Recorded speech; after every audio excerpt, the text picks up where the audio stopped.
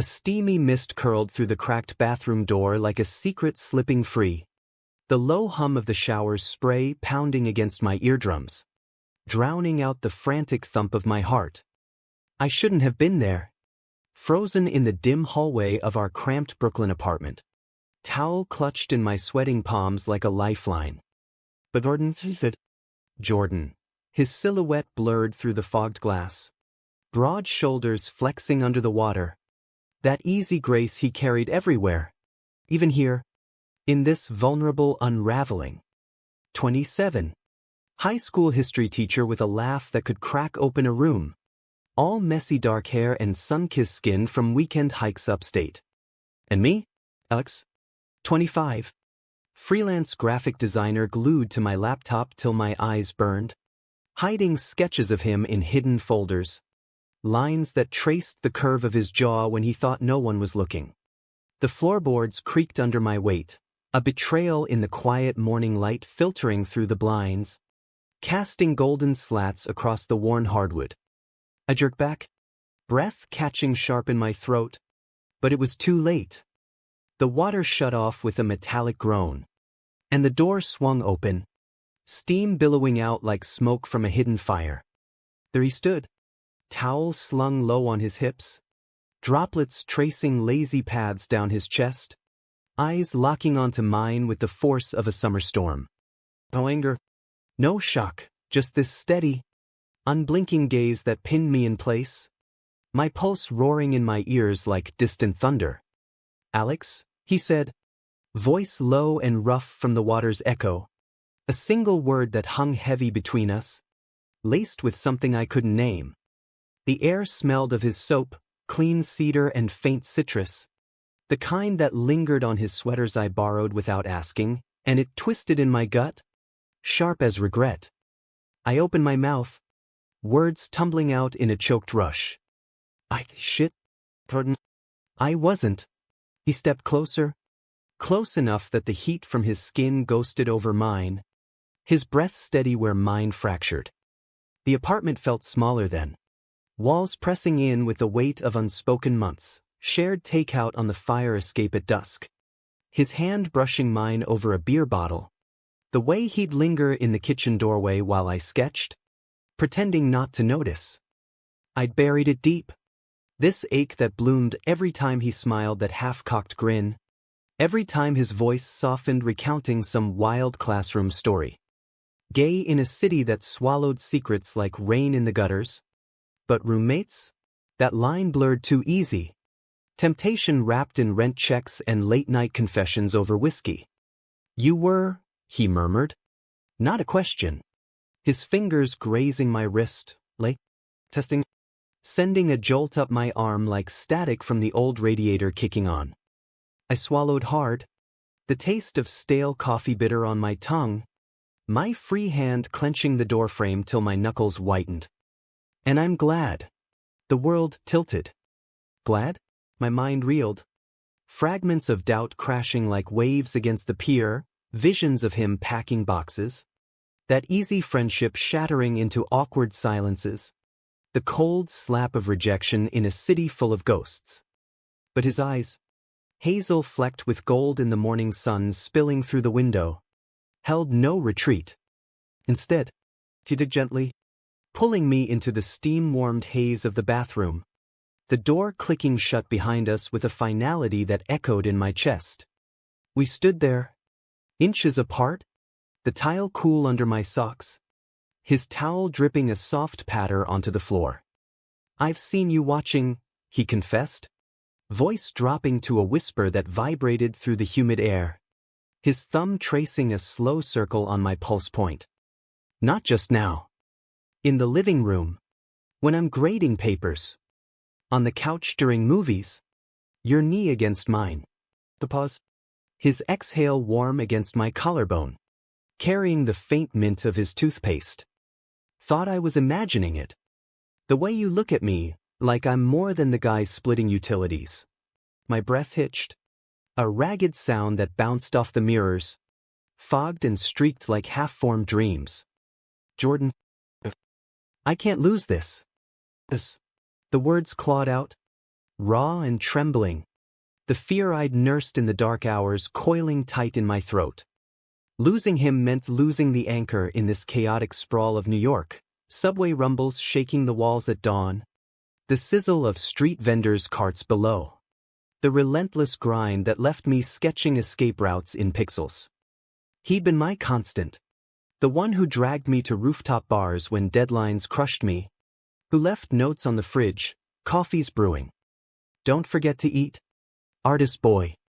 He leaned in then, forehead pressing to mine, the contact electric, grounding. Water from his hair slicked between us, cool trails on heated skin. You won't, he breathed.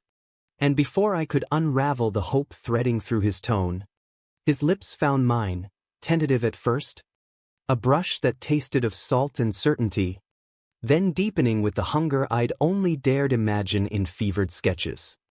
My hands found his waist, fingers splaying over damp muscle, the world narrowing to the slick slide of mouths, the soft groan he let loose against my tongue, vibrating down my spine like bass from a passing car stereo. We broke apart gasping, foreheads still touching, the steam curling around us like a veil. Laughter bubbled up from him then. The sound I'd replay in my mind 1,000 times over. Alex. That took you long enough. His grin flashed, boyish and wicked, chasing away the shadows in my chest. But beneath it, something deeper flickered, vulnerability in the slight tremor of his hand as it cupped my jaw, thumb stroking the stubble I'd forgotten to shave. We moved to the living room in a tangle of limbs and discarded towels. Sunlight now pouring full through the windows, gilding the thrift store couch where we'd binge-watch true crime till 3 a.m. He pulled me down with him, bodies aligning in a rhythm that felt both new and inevitable. His skin fever-hot under my palms, every gasp and murmur painting the air with urgency. The city hummed outside, honks from cabs on the avenue, the distant wail of a siren, but in here, it was just us. The creak of springs under shifting weight, the salty tang of sweat mingling with his cologne, the way his breath stuttered when I traced the line of his hip. Afterward, we lay spent and tangled, sheets twisted around us like forgotten plot lines, his head on my chest, fingers idly doodling patterns on my ribs. The afternoon light slanted low, turning the room amber, dust motes dancing in the beams like fireflies at dusk. Why didn't you say something? Beth. Voice hoarse, threading my fingers through his damp curls. The scent of him, earthy, alive, filling my lungs.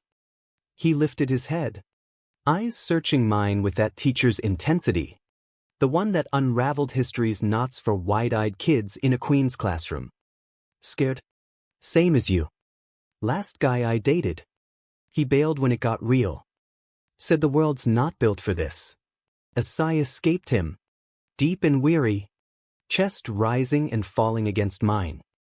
But you're in every corner of my days. Alex. The sketches you leave out, the way you hum off-key in the shower. Thought if I waited, you'd see it too.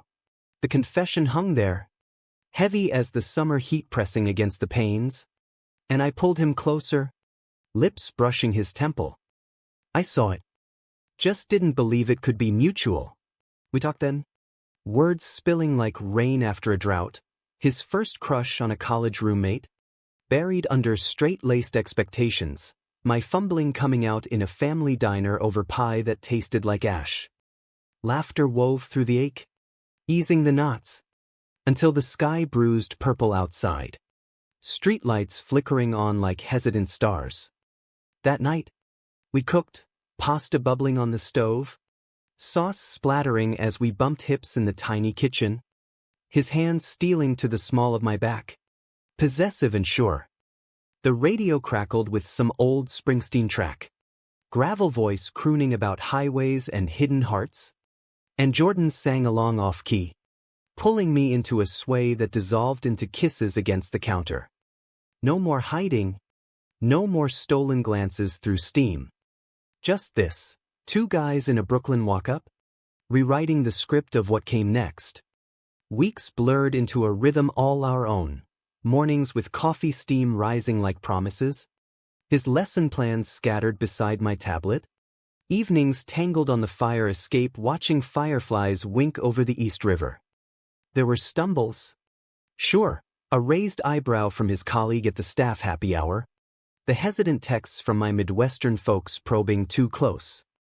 But in the quiet hours, when the city exhaled and the radiator hissed its lullaby, we'd anchor each other, whispers in the dark, hands clasped under the covers, building something resilient from the fragile threads of what-ifs.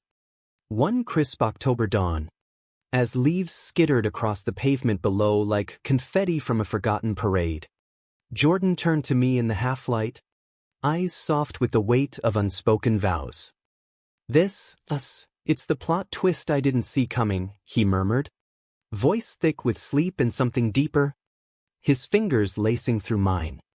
And in that moment, heart steady against the wild beat of possibility, I knew the real story wasn't the catch in the steam or the kiss that followed. It was the choice to stay, to let the unexpected bloom into home. In a world that rushed past like subway cars, we'd carved out our own frame, and unapologetically ours.